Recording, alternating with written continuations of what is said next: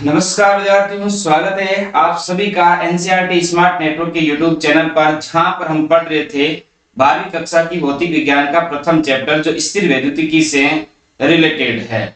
वहां हम विद्युत आवेश एवं क्षेत्र के बारे में अध्ययन कर रहे थे और यहाँ पर अध्ययन करते करते हम पहुंच गए थे गाउस के द्वारा दिए गए नियम पर।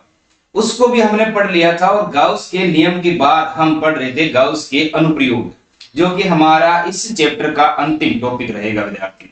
तो उसमें गाउस के 3 अनुप्रयोग है, जिसमें से एक अनुप्रयोग हमने अनंत रेखीय आवेश के कारण किसी बिंदु पर विद्युत क्षेत्र की तीव्रता ऑलरेडी पढ़ लिया है। आज हम पढ़ने वाले हैं अपरिमित आवेशित चालक परत के कारण विद्युत क्षेत्र की तीव्रता। उसके बाद हमारा रहेगा गोलीय कोष के कारण विद्युत क्षेत्र की तीव्रता। तो ये 3 अनुप्रयोग हम इसमें पढ़ने वाले हैं गाउस के नियम में।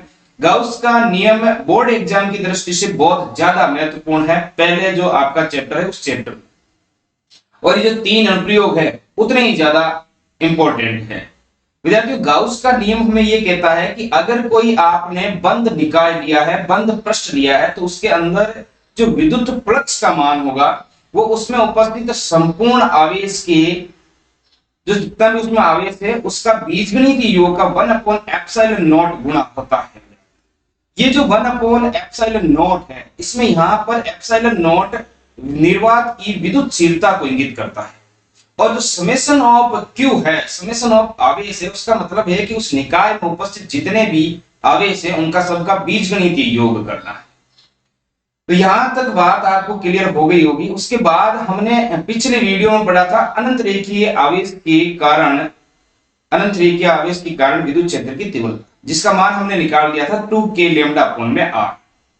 या लैम्डा जो है वो आपका रेखीय आवेश घनत्व है, जो आवेश अपॉन में लंबाई के बराबर होता है विद्यार्थियों।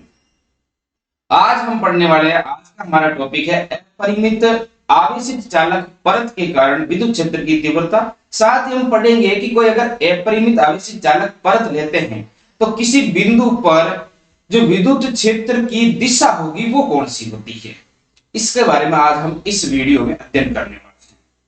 जैसे ही हमारे कंप्लीट वीडियो हो जाएंगे, उसके बाद में जैसे इस चैप्टर का थ्योरेटिकल पोर्शन पूरा हो जाएगा, उसके बाद में हम कुछ न्यूमेरिकल प्रॉब्लम्स जो आपकी एनसीईआरटी बुक से रिलेटेड है वो करने वाले हैं। और इसके अलावा विद्यार्थियों, मैं आज के वीडियो में ज्यादा थ्योरी पुट नहीं करूंगा। आपको अगर वास्तव में हैंड रिटन नोट्स चाहिए तो आप इस टेलीग्राम, इस वीडियो के डिस्क्रिप्शन में जाके टेलीग्राम चैनल को ज्वाइन कर लीजिए। वहां पर आपको संपूर्ण जितना भी चैप्टर हमने पढ़ाया है उस चैप्टर के वीडियोज जितने भी है उनके अनुसार आपको हैंड रिटन नोट्स मिल जाएंगे, और साथ में अंत में जैसे ही चैप्टर कंप्लीट होता है तो कंप्लीट चैप्टर के हैंड रिटन नोट्स भी वहां मिल जाएंगे। तो आइए आज की क्लास शुरू करते हैं विद्यार्थियों।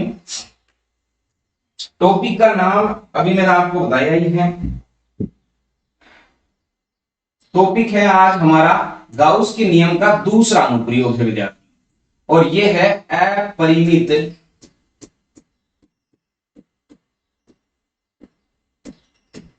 आवेशित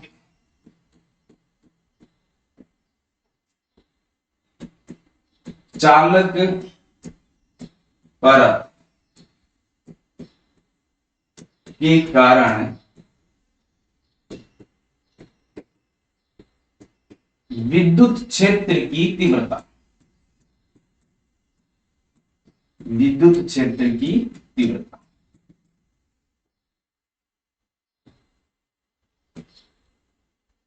तो सबसे पहले हम निकालते हैं कि अपरिमित जो आवेशित चालक परत है उससे किसी दूरी पर हम एक कोई बिंदु ले लेते हैं, उस बिंदु पर विद्युत क्षेत्र की दिशा कौन सी होने वाली है उसके बारे में अध्ययन करते हैं। चलिए विद्यार्थियों, मैं यहाँ पर आपको एक आवेशित परत ले लेता हूँ, देखता हूँ कोई डिजाइन मिल जाती है, तो वरना तो मुझे लेना ही है। ये देखिए, ये मिल गई अपने पास, तो ये सफिशिएंट है। तो मैं यहाँ मान लेता हूँ ये मेरे पास एक आवेशित चालक परत है। अब आवेशित चालक परत, इसका मतलब इसके अंदर संपूर्ण रूप से धनावेश मान लेते हैं, धनावेश। इसमें क्या है? धनावेश है बच्चों।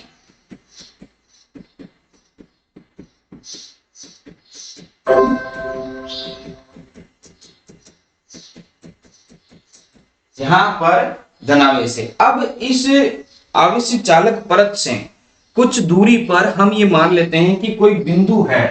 ये जो चालक परत है, इस चालक परत में यहाँ पर कोई बिंदु, देखिए मैं पेन दूसरा काम ले लूंगा कि आपको आसानी से दिखाई दे जाए।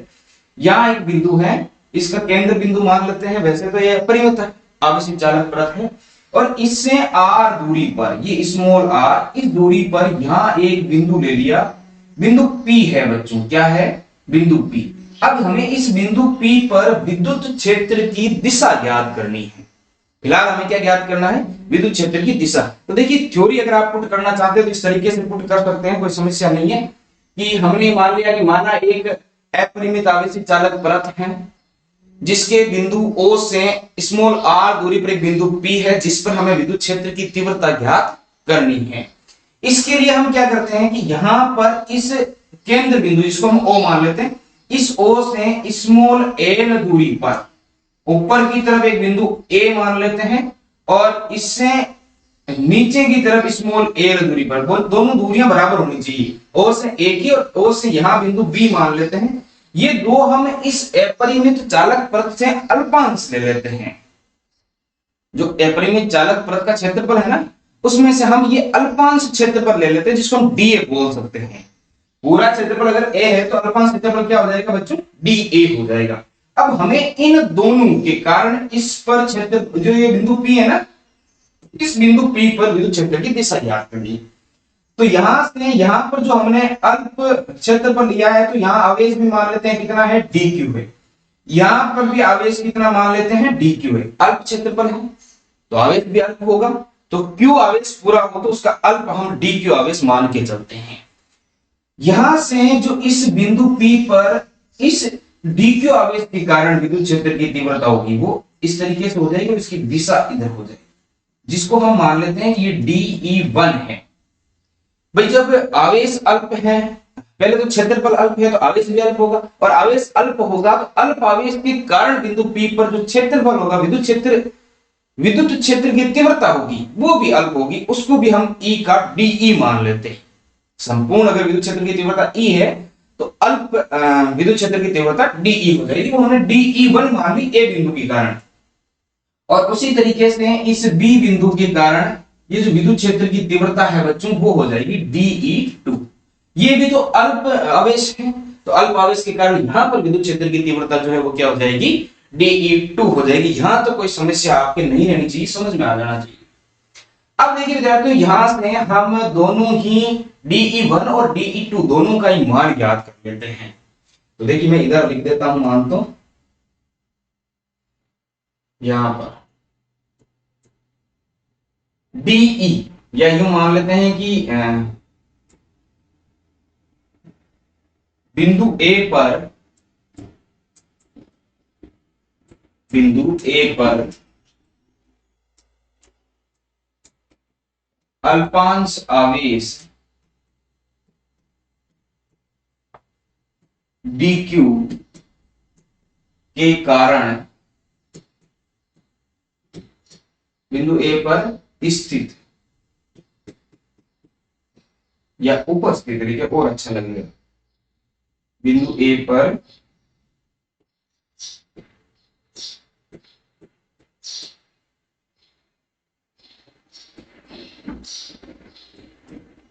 उपस्थित, बिंदु A पर उपस्थित अल्पांश आवेश dQ के कारण विद्युत क्षेत्र की तीव्रता, विद्युत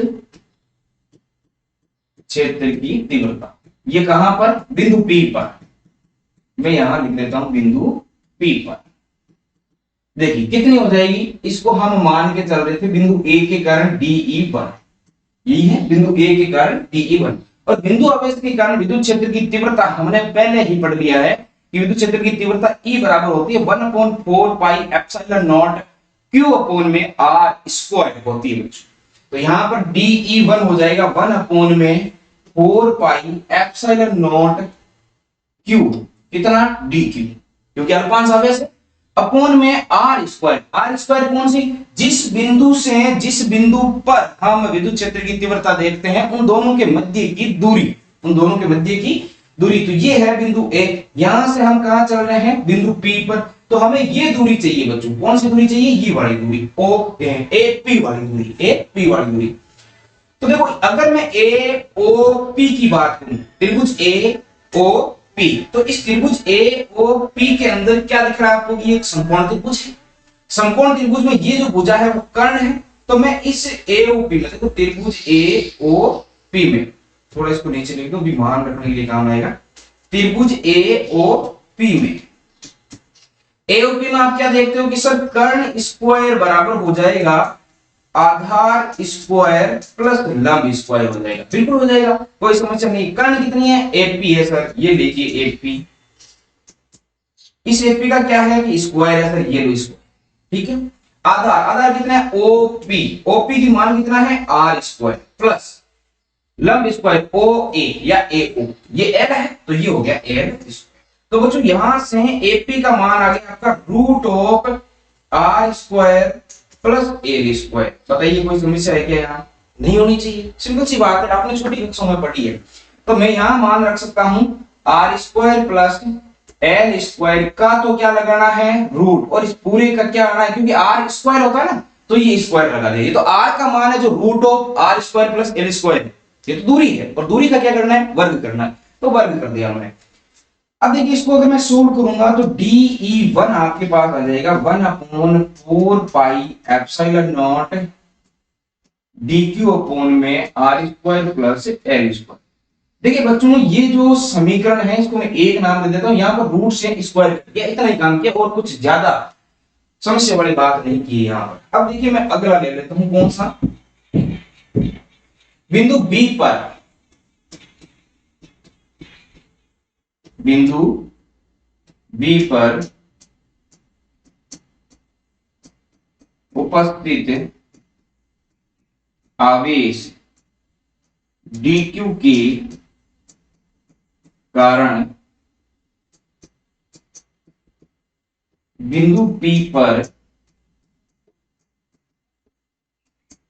विद्युत क्षेत्र की तीव्रता, विद्युत क्षेत्र की तीव्रता देखिए याद करते हैं क्या हो जाएगी अगली बार? DE2 हो जाएगी सर। इस बिंदु B पर आवेश DQ है जिसके कारण इस बिंदु P पर विद्युत क्षेत्र की तीव्रता क्या मान रखी है हमने?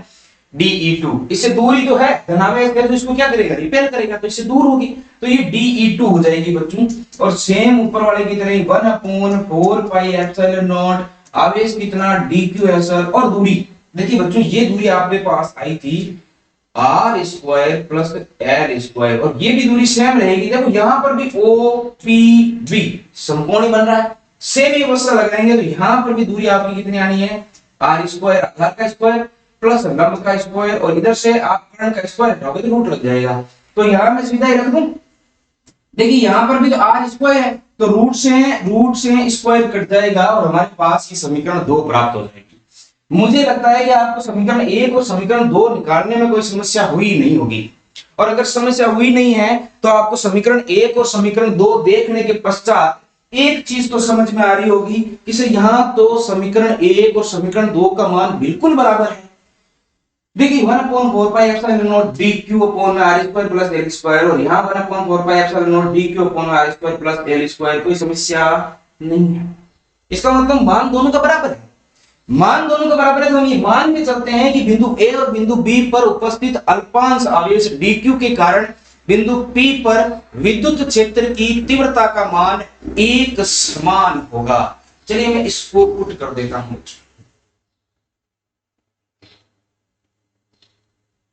थोड़ा छोटा कर ले, मैं यहां तक आपने देख लिया होगा। चलिए तो हम कौन से रिजल्ट पर पहुंच गए हैं?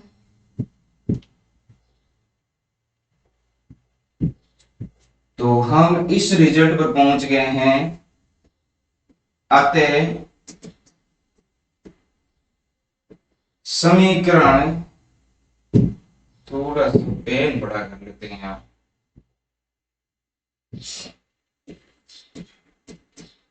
अतः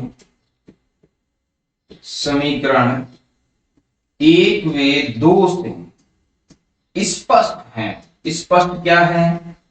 स्पष्ट है कि बिंदु ए व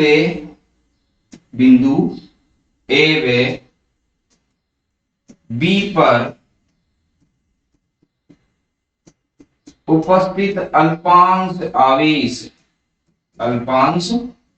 आवेश के कारण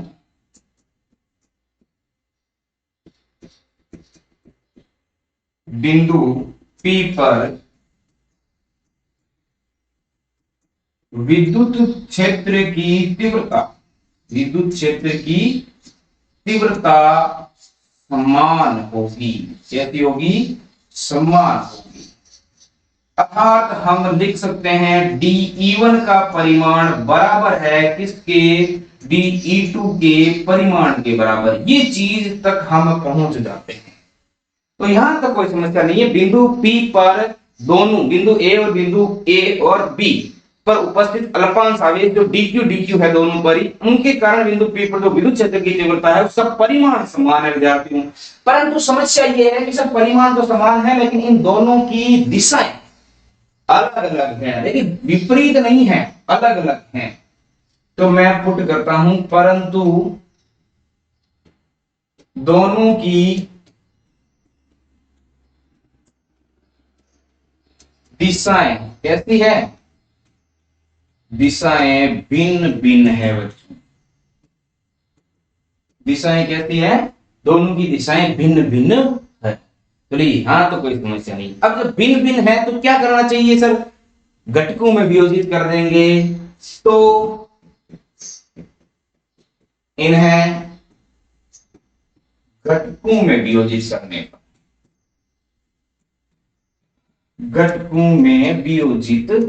पर देखिए करने पर क्या होगा।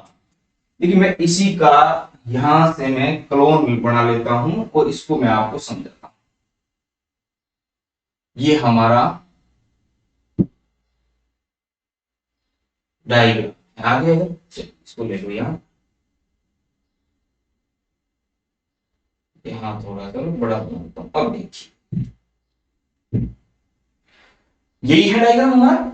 चलिए अब देखो इस डायग्राम में आप इसको थोड़ा ध्यान से देखना। हम इसके ये तो बनाते हैं दो ऊर्ध्वाधर घटक, ये तो dE2 का हो गया और ये dE1 का हो गया, और ये इसके हैं विद्यार्थियों क्षैतिज घटक। अब ये मान लेते हैं कि ये जो है वो क्षैतिज घटक से थीटा कोण पर जा रहा है और ये भी क्षैतिज घटक से कितने कोण पर जा रहा है? थीटा कोण पर जा रहा है। तो देखिए ये वाला जो थीटा वाला है वो तो हो जाएगा dE2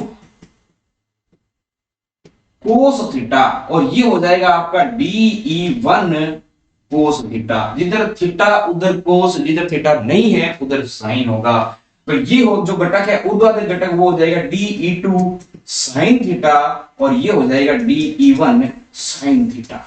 अब देखिए विद्यार्थियों गौर से देखने पर आपको पता चल रहा होगा कि हम जानते हैं कि D1 और D2 और D1 ये दोनों तो समान है परिमाण में, हमने निकाल लिया है। तो ये दोनों तो परिमाण में समान है और ये जो साइन थीटा है ये भी दोनों बराबर हो जाएंगे। तो यहां पर हम कह सकते हैं कि dE1 साइन थीटा और dE2 साइन थीटा ये दोनों तो कैसे हैं? समान है। दिशा इनकी कैसी है? विपरीत है। दिशा कैसी है? विपरीत। तो रिजल्ट क्या निकलेगा? एक दूसरे को निरस्त कर देंगे। एक दूसरे को क्या कर दिया विद्यार्थियों? निरस्त कर दिया। देखिए होता क्या है, ये एक पेन है, इसको मैंने उतने ही बल से इधर पकड़ दिया, जैसे 5 न्यूटन बल पकड़ के इधर खींच रहा हूं, 5 न्यूटन के बल पर उसी टाइम इधर खींच रहा हूं, तो ये बल अपनी जगह पर, ये पेन अपनी जगह पर स्थिर रहेगा। क्यों? क्योंकि दोनों दिशाओं में लगने वाले बलों का परिमाण समान है और बल जो है वो विपरीत दिशा में लग रहे हैं। तो स्थिति ये हो गई कि ये दोनों एक दूसरे को क्या कर देते हैं? निरस्त कर देंगे। तो ऊर्ध्वाधर घटक तो आपके निरस्त हो गए। अब रही बात क्षैतिज घटक की, तो क्षैतिज घटक का क्या होगा? क्षैतिज घटक की दिखा देखिए विद्यार्थियों, दिशा है एक समान। देखो क्षैतिज घटक जो है वो परिमाण समान, वे दिशा भी कैसी है? दिशा भी समान है। क्षैतिज घटक का परिमाण भी समान है और दिशा भी कैसी है? समान है। तो परिमाण भी समान है और दिशा भी समान है, इसका मतलब ये दोनों क्या हो जाएंगे? जुड़ जाएंगे। तो dE1 cos theta plus dE2 cos theta, ये दोनों एक दूसरे को निरस्त नहीं करेंगे, ये दोनों एक दूसरे के साथ जुड़ जाएंगे और जुड़ने के कारण इनकी जो दिशा आएगी विद्यार्थियों, वो दिशा रहेगी क्षैतिज घटक की ओर, जिसको हम कहते हैं अक्षीय दिशा रहेगी। दिशा कैसी रहेगी? अक्षीय दिशा रहेगी। तो यहां तक आपकी समस्या नहीं होनी चाहिए। ये हमने किसी अपरिमित आवेशित चालक परत के कारण विद्युत क्षेत्र की तीव्रता का मान ज्ञात नहीं किया है, सिर्फ यहां पर दिशा ज्ञात की है कि किसी बिंदु P पर विद्युत क्षेत्र की दिशा कौन सी होगी, तो अक्षीय दिशा होगी। अगर आपसे अपरिमित चालक के कारण दिशा पूछ रहे तो अक्षीय दिशा होगी बच्चों। अब चलिए हम चलते हैं तीव्रता, अपरिमित चालक परत के कारण तीव्रता। तो मैं यहां पर सीधा ही आपको शेप ले रहा हूं और डायग्राम बना लेते हैं अपन, तो इसको कैलकुलेट कर लेते हैं। देखिए ये तो थोड़ी गड़बड़ हो जाएगी, यहां तो इधर ले लेता हूं, थोड़ी जगह चाहिए होगी अपने, ये ठीक है। अब देखिए हम क्या करते हैं कि ये हमने एक आवेशित परत ले ली जिसमें समान रूप से आवेश फैला हुआ है। ये समान रूप से क्या फैला हुआ है? आवेश फैला हुआ है।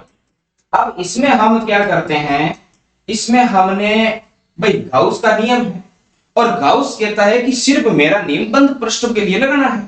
यहां पर तो बंद पृष्ठ है नहीं, तो परत है खुली, तो हमें यहां पर एक बंद गाउसीय पृष्ठ की कल्पना करनी है। तो हम यहां पर एक अल्पांश मानते हैं और उस अल्पांश के यहां पर हम एक बेलनाकार बंद गाउसीय पृष्ठ की कल्पना करते हैं बच्चों। क्या करते हैं? बेलनाकार बंद गाउसीय पृष्ठ की कल्पना करते हैं। ये कल्पना कर ली, ये बिंदु है यहां पर। और जब हम यहां पर बंद गाउसीय पृष्ठ की कल्पना करते हैं तो देखिए ये जो अपना हमने ये पृष्ठ दिया है, तो इसका पृष्ठीय आवेश घनत्व क्या होता है? देखो पहली बात तो ये कि हमने कल्पना तो कर ली, कोई समस्या नहीं है, सब कर ली। आगे क्या करना है? आगे हमें देखना है कि इसका पृष्ठीय आवेश घनत्व क्या होता है। पृष्ठीय आवेश घनत्व, पृष्ठीय आवेश घनत्व को हम सिग्मा से लिखते हैं बच्चों, और सिग्मा होता है क्यू अपॉन में ए, आवेश अपॉन में क्षेत्रफल। यहां से हम यूं लिख सकते हैं कि ये जो आपका Q है, इस Q को मान लो हम x भी तो लिख सकते हैं, समेशन ऑफ Q, यानी कि इस संपूर्ण पृष्ठ के लिए समेशन ऑफ Q जितना भी आवेश है वो ले लेंगे। तो यहां पर हम ये लिख सकते हैं कि समेशन ऑफ Q जो आपका है वो आ जाएगा बच्चों सिग्मा गुना ए। ये ध्यान रखना, ये हमारे काम की चीज है, अभी आगे बाद में काम आने वाली है। तो यहां तक आपके कोई इसमें समस्या नहीं आनी चाहिए। अब देखिए हमने क्या किया, ये एक प्रश्न लिया, इसको मान लिया, कोई समस्या नहीं। अब हम इस प्रश्न पर, जो हमने गाउसीय पृष्ठ की कल्पना की है ना, इस पृष्ठ को कहते हैं, चलिए मैं नाम लिख देता हूं, गाउसीय पृष्ठ। ये जो कल्पना की है ना, इस पर जो विद्युत क्षेत्र की दिशा है वो कौन सी होगी, क्षेत्रफल सदिश कौन सा होगा, ये चीजें हम समझ रहे हैं। तो देखिए यहां पर इसके तीन अलग अलग प्रश्न, ये बेलनाकार चीज है, लेकिन मेरे पास यहां पर कोई अवेलेबल नहीं है बेलनाकार चीज, मैं आपको दिखा दूं अलग से अगर है तो। ये देखिए सिर्फ दिखाने के लिए बना रहा हूं, ये ऐसी बनी हुई है, ये ऐसा बेलनाकार है, इसको यूं यहां पर लगाया हुआ है, इसको क्या किया हुआ है, ऐसे यूं बना हुआ है, समझ रहे हो बात को। ये बेलनाकार व्यवस्था यहां पर लगी हुई है, ये बेलनाकार व्यवस्था, बेलन तो देखा होगा, वही बेलन है। तो इसको क्या करना है बच्चों, इस बेलनाकार व्यवस्था आप देख लो, इसमें मेरे ख्याल से आपको तीन अलग अलग पृष्ठ दिख रहे होंगे। एक तो इसका जो मुख वाला पृष्ठ ये वाला, एक तो ये वाला इसका जो मुख का पृष्ठ है ये वाला, एक इसका जो बेक वाला पृष्ठ है वो वाला, और एक इसके बीच में पृष्ठ है ये वाला। तो हम इनको अलग अलग नाम दे देते हैं, जैसे हमने इसको नाम दे दिया S1, इसको दे दिया S2, ये तो दोनों मुख वाले पृष्ठ आ गए, और बीच वाला पृष्ठ को नाम दे दिया मान लो S3। तो हम इनको तीनों को अलग अलग नाम दे देते हैं, फिर इन तीनों का जो क्या है निकालेंगे, गाउस का नियम लगा देंगे, तीनों पर क्या निकालेंगे, गाउस का नियम, विद्युत फ्लक्स ज्ञात करेंगे इनका। तो ये आपके समझ में आ गया होगा, इसको मैं इरेज कर दूं अगर आप कहो तो।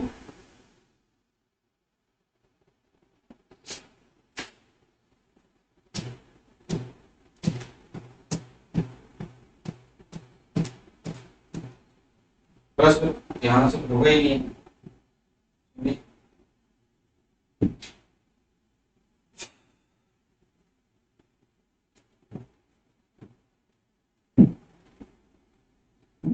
चलो हो गया। तो हम यहाँ पर क्या करते हैं, इसको मान लिया मैंने S1, ये हमारा S1 है, इसको मान लिया S2, और ये जो बीच वाला प्रश्न है इसको मान लिया S।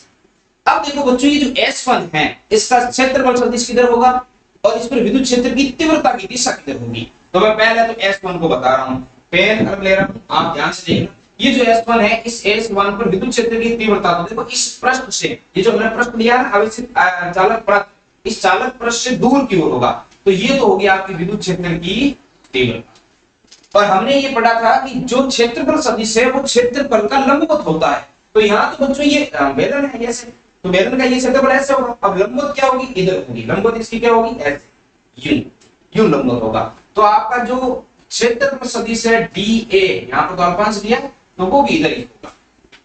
S2 पर आ जाइए, इधर होगी आपकी विद्युत क्षेत्र की तीव्रता, और इस पर भी ये जो क्षेत्रफल सदिश है इधर लंबवत होगा, तो यहाँ पर भी DA इधर ही। और अब आ जाइए आप S3 पर, यहाँ पर तो होगी विद्युत क्षेत्र की तीव्रता, वो तो इस आवेश से दूर की तरफ होगी, इस आवेश से दूर की तरफ ही होगी, लेकिन यहाँ क्षेत्रफल सदिश इधर होगा बच्चों, इस तरीके से ऐसे होगा। यहां तक क्लियर हो जाना चाहिए, कोई समस्या नहीं आनी चाहिए। अब देखिए अपन चलते हैं गाउस के नियम। तो गाउस के नियम से, गाउस का नियम हमें क्या कहता है कि जो बंद पृष्ठ है उसका समाकलन ये होगा, E डॉट DA सदिश बराबर हो जाएगा समेशन ऑफ Q अपॉन में एप्सिलॉन, यही होगा। ये गाउस का नियम हमने पढ़ा है, तो ये पढ़ लिया। तो अब हम यहाँ पर मान पुट कर देते हैं S1 S2 S3 का। देखिए ये आ गया अपना S1 में हो जाएगा, देखो E डॉट DA, और डॉट मल्टीप्लाई खोलेंगे तो क्या आ जाएगा यहाँ पर, कोस थीटा, ये कोस थीटा, प्लस S2 का हो जाएगा E dot DA cos theta, और प्लस S3 का हो जाएगा विद्यार्थी E dot DA cos theta, बराबर आ जाएगा समेशन ऑफ Q अपॉन में एप्सिलॉन नॉट। तो सर सब का ही तो E dot DA cos theta है, फर्क क्या है, फर्क बेटे यहाँ पर थीटा का है, फर्क किसका है, थीटा का। देखो S1 पर आ जाओ, S1 पर दोनों की दिशा एक ही है। सर दिशा एक ही तो कोण 0 होगा ना, बिल्कुल थीटा 0 ही होगा। तो यहां हम लिख देंगे S1 E dot DA cos 0, क्या लिख देंगे, cos 0, प्लस अब आ जाइए बच्चों S2 पर, ये S2 दिशा दोनों की समान है सर, तो थीटा फिर 0, बिल्कुल 0 कर देंगे, जो है वो रखना ही है, तो यहाँ cos 0, प्लस ये आ गया हम S3 पर ये देखिए, ये विद्युत क्षेत्र की तीव्रता और ये क्षेत्रफल सदिश, दोनों के बीच का कोण 90 डिग्री। सर अब की बार थीटा का मान 90 डिग्री है, बिल्कुल 90 डिग्री है, रख दीजिए। तो ये आ जाएगा आपका S3 E dot DA cos 90। यहां तक कोई समस्या नहीं आनी चाहिए। अब देखो हम इस समेशन Q का मान भी समीकरण 1 से पुट कर देते हैं। ये जो समेशन Q है ना, इसका मान इस समीकरण 1 से पुट कर देते हैं, सिग्मा A अपॉन में एप्सिलॉन नॉट। भाई एप्सिलॉन नॉट तो अपनी जगह पड़ा है, समेशन Q की जगह हमने सिग्मा A रख दिया, कैसे, वो पृष्ठीय आवेश घनत्व के मान के हिसाब से, ठीक है। अब देखिए आप सब जानते हैं कि जो cos 0 है बच्चों, उसका मान 1 होता है और cos 90 का मान 0 होता है। तो बच्चों अगर आप जानते हो तो बहुत अच्छी बात है, जानना भी चाहिए, नहीं जानते तो जानना है कि cos 0 तो क्या होगा, 1 होगा, और cos 90 का मान क्या हो जाएगा, 0 हो जाएगा। अब मैं थोड़ा सा इसको छोटा कर रहा हूं, फटाफट देख लीजिए, फिर देखिए मैं इसको थोड़ा सा छोटा कर देता हूं, ठीक है। अब यहां हम सोल्व करते हैं इसको,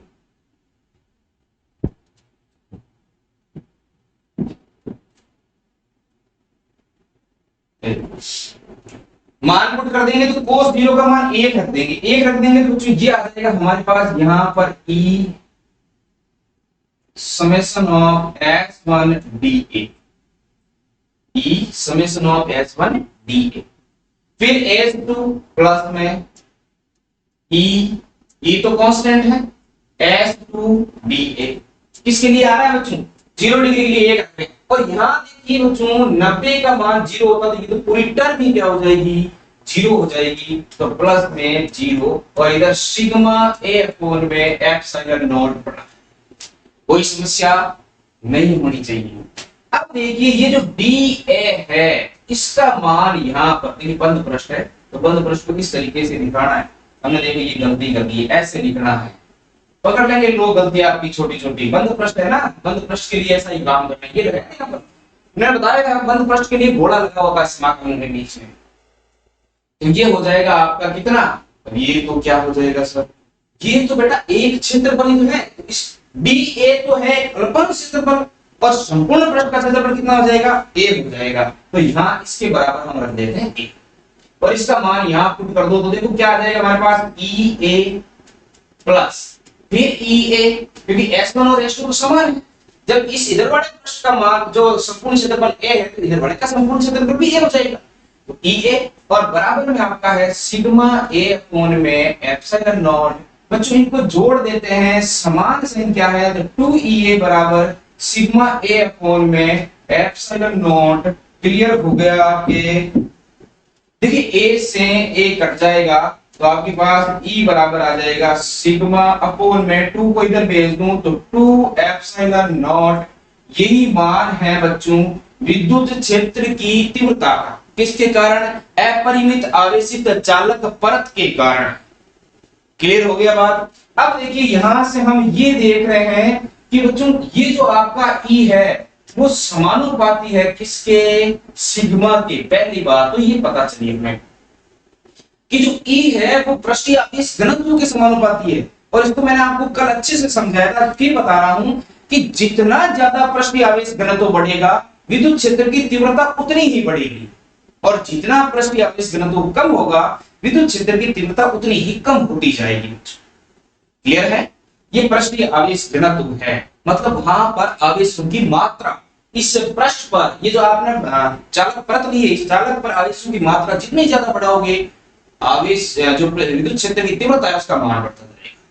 क्लियर, जितनी कम करोगे उतना ही कम हो जाएगा। तो अगर इसका आप ग्राफ बनाना चाहते हैं तो बच्चों ग्राफ इस तरीके से बनेगा, एक तरफ हमने पृष्ठीय आवेश घनत्व ले लिया, एक तरफ विद्युत क्षेत्र की तीव्रता ले लिया। जैसे जैसे विद्युत क्षेत्र की तीव्रता बढ़ानी है आपको पृष्ठीय आवेश घनत्व का मान बढ़ाना है। अगर मैं यहाँ पर दूरी की बात करूं तो बच्चों ये समानुपाती हो जाएगी दूरी के इस तरीके से। देखिए दूरी तो यहाँ आ ही नहीं रही है, आर तो यहाँ काम में ही नहीं आ रहा है, आर काम नहीं आ रहा तो आर की पावर हमने 0 रख दिया। आर की पावर 0 का मतलब है कि आर के हिसाब से विद्युत क्षेत्र की तीव्रता में बदलाव नहीं आ रहा है, आर के हिसाब से विद्युत क्षेत्र की तीव्रता में बदलाव नहीं आ रहा है। तो आप इसको ऐसे बना सकते हो कि जैसे जैसे आप आर का मान बढ़ा रहे हो विद्युत क्षेत्र की तीव्रता में कोई भी बदलाव नहीं आ रहा है। ये ग्राफ कुछ इस तरीके से बन जाएगा। तो यहां तक आपको ये चीज समझ में आ जानी चाहिए बच्चों, ये हमारा जो फॉर्मूला है वो ये है अपरिमित आवेशित चालक परत के कारण विद्युत क्षेत्र की तीव्रता का, और जिस तरीके से वो दूरी पर डिपेंड करता है वो ग्राफ हमने खींच लिया, साथ ही वो इस पृष्ठीय आवेश घनत्व पर कैसे डिपेंड करता है उसका भी हमने ग्राफ बना लिया है। तो अगर आपसे बोर्ड एग्जाम में अपरिमित आवेशित चालक परत के कारण विद्युत क्षेत्र की तीव्रता की दिशा और तीव्रता का मान पूछे तो ये पूरा डेरिवेशन करना है, दोनों में से एक पूछे तो वो निकालना, दोनों नहीं करना है। आज की क्लास के लिए धन्यवाद।